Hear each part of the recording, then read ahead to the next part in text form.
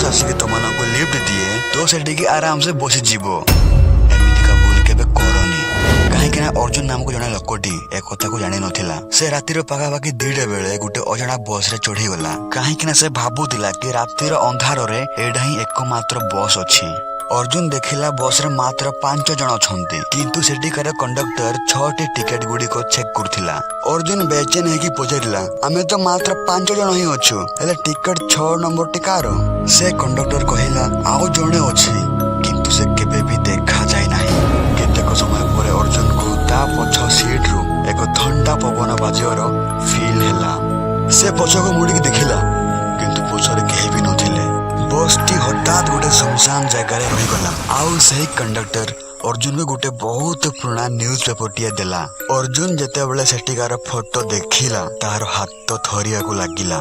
Photo रे सेइडा ही बस थिला जोठी से बसी थिला आउ लेखा होइथिला 10 वर्ष पूर्वे एही बस टी खतरनाक वाला एक्सीडेंट हेइथिला आउ सेटिकार सब पैसेंजर मरी जाइथिले।